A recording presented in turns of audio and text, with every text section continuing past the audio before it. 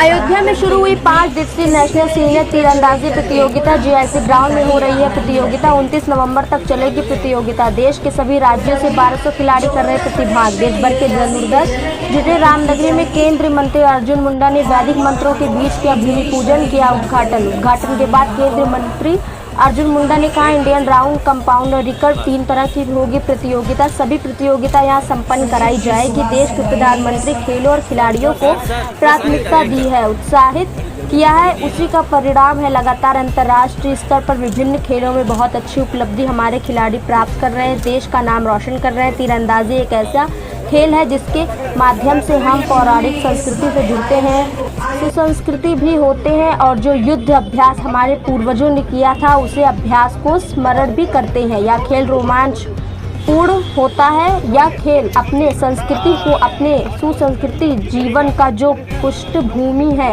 उसको मजबूती देता है। आने वाले समय में ओलंपिक के लिए फर्स्ट स्टेज के लिए हम क्वालिफाई करेंगे, क्योंकि होने वाले प्रतिस्पर्धा में ओलंपिक के लिए हम पूर्ण रूप से सिलेक्टर होंगे, हमारे खिलाड़ी प्रतिभागी बनेंगे। बेहतरीन आयोजन जय भारत अब संपन्न होता है।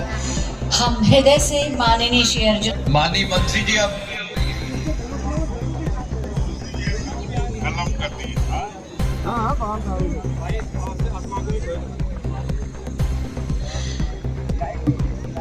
माननीय श्री अर्जुन मुंडा जी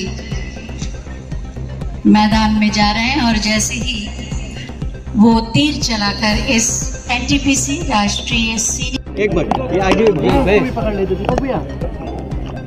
ऑर्गेनाइज की जा रही है, ये क्या मोटिव है, कितने चलेगा, क्या क्या प्रोग्राम शेड्यूल क्या है? देखिए, ये हमारा नेशनल सीनियर नेशनल है और इसमें Indian round, compound and recurve 3 तरह के बो एंड एरो होते हैं और सभी प्रतियोगिता यहाँ संपन्न हो गई।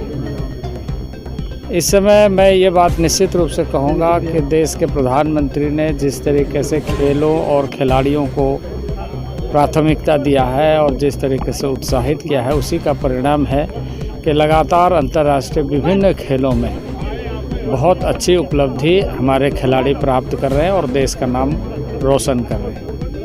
तीरंदाजी के बारे में मैं निश्चित रूप से कहूँगा, तीरंदाजी एक ऐसे खेल है जिस खेल के माध्यम से हम पौराणिक संस्कृति से भी जुड़ते हैं, सुसंस्कृत भी होते हैं और जो युद्ध अभ्यास हमारे पूर्वजों ने किया था उस अभ्यास को स्मरण भी करते हैं इस तीरंदाजी प्रतियोगिता के माध्यम से। तो ये खेल रोमांचपूर्ण होता है। ये खेल अपने संस्कृति को और अपने सुसंस्कृत जीवन का जो पृष्ठभूमि है उसको मजबूती देता है।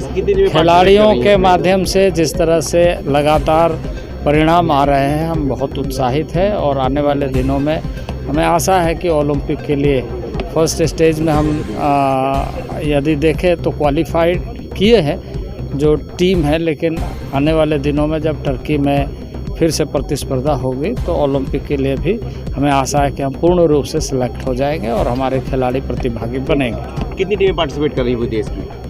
कितनी टीमें पार्टिसिपेट कर रही है यहाँ पर तो पूरे देश भर के सभी राज्यों से, सभी जैसे आपने कहा ना कि अंडमान निकोबार द्वीप समूह से भी खिलाड़ी यहाँ पर पहुँचे हैं।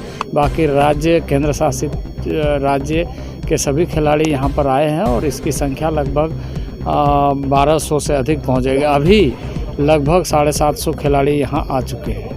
मंत्री जी, स्वामी प्रसाद मौर्य का लगातार सनातन पे बयान